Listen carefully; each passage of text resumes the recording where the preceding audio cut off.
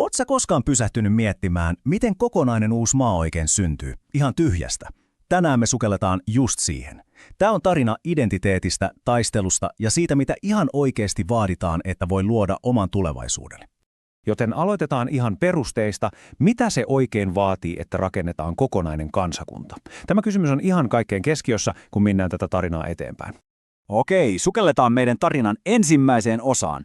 Jotta me ymmärrettäisiin, miksi se muutos oli ihan pakko tapahtua, meidän on pakko katsoa taaksepäin. Millainen se maailma oikein oli ennen kaikkea tätä, koska sieltä se kaikki alkaa. Ja se ydin, se oli sukupolvia kestänyt sorto. Tässä ei siis ollut kyse pelkästään jostain politiikasta, ei todellakaan. Kyse oli siitä, että yhdeltä kansalta oli viety ihan kaikki. Oma kieli, oma kulttuuri ja mikä pahinta, koko sen tulevaisuus. Katsokaa tätä taulukkoa, se näyttää aika karulla tavalla, mistä oli kyse. Ajattele hetki. Sä elät maailmassa, jossa sun omaa kieltä pidetään toisarvoisena, parhaat tuunit menee aina muille, sä et voi edes omistaa maata omassa maassasi. Tää ei ole enää mitään eriarvoisuutta, tää on ihan järjestelmällistä alistamista. Ja just tällainen tilanne, se on täydellinen kasvualusta kapinalle. No miten tällainen järjestelmä sitten alkaa murtua? Mistä ne ensimmäiset halkeamat ilmestyy? Lähdetään katsomaan, miten ne muutoksen siemenet oikein istutettiin. Ja tässä me nähdään se, miten kaikki lähti liikkeelle, ihan kuin täydellinen ketjureaktio. Ensin joku kiistalainen laki saa ihmiset raivostumaan. Siitä se kipinä syttyy. Sitten joukko älykkejä julkaisee salassa manifestin, joka antaa kaikille yhteisen suunnan. Ja kuin tilauksesta kansainvälinen konflikti heikentää sitä hallitsevaa valtaa, se on se heikko hetki. Ja lopulta kansa on kaduilla. Jokainen näistä vaiheista ruokkii seuraavaa. Okei, ennen kuin mennään eteenpäin, on tosi tärkeää ymmärtää tämä käsite tässä. Nationalismi. Se ei ollut mikään kuiva teoria jossain kirjassa. Ei.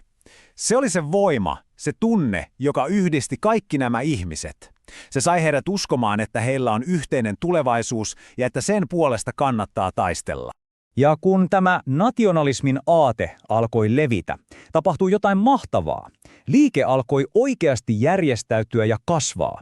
Ne pienet yksittäiset kipinät, ne syttyivät isoksi roihuksi, joka veti ihmisiä puoleensa. Ja mikä tässä oli niin voimakasta, oli se monimuotoisuus. Tämä ei todellakaan ollut vain joku poliitikkojen tai älymystön juttu.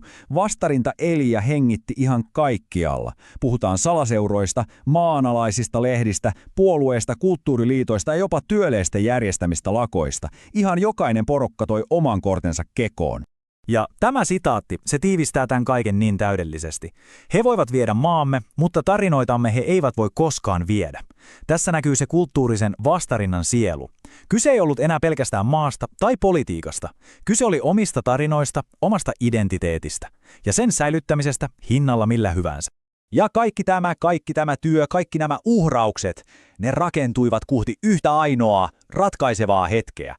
Pisteeseen, josta ei ollut enää paluuta, hetkeen, jolloin ihan kaikki oli pelissä. Vuosien taistelun jälkeen hallitseva valta antoi periksi. Yksi äänestys, itsenäisyys tai vanhan jatkuminen. Kuvittele se tilanne. Se jännitys, koko kansakunnan kohtalo, sukupolvien unelmat, kaikki riippui nyt yhdestä ainoasta päivästä. Ja se tulos, se oli 51,4%,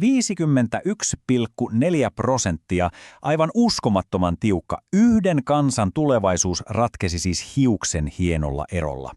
Tämä luku kertoo ihan kaiken. Se kertoo, miten jakautunut kansa oli ja miten valtavat panokset pelissä oli loppuun asti.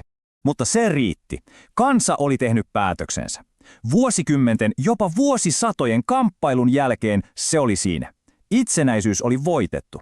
Ja aivan uusi aikakausi oli valmis alkamaan. Mutta, ja tämä on iso mutta, äänestyksen voittaminen oli oikeastaan vasta se helpompi osa. Nyt alkoi se todellinen työ. Miten rakennat kokonaisen valtion ihan tyhjästä, se onkin jo aivan toinen juttu. Ja ne vapauden ensimmäiset päivät, ne olivat varmasti aika kaoottisia. Ajattelen nyt, koko valtion peruskallio piti rakentaa nollasta. Heti piti pystyttää väliaikainen hallitus, alkaa kirjoittaa perustuslakia, lähettää diplomaatteja maailmalle hakemaan tunnustusta ja perustaa oma keskuspankki ja valuutta. Ja kaikki tämä piti tehdä heti, samalla oven avauksella. Ja tähän me oikeastaan päätetään tällä erää. Koska itsenäisyyden saavuttaminen, se ei ikinä ole tarinan loppu. Se on vasta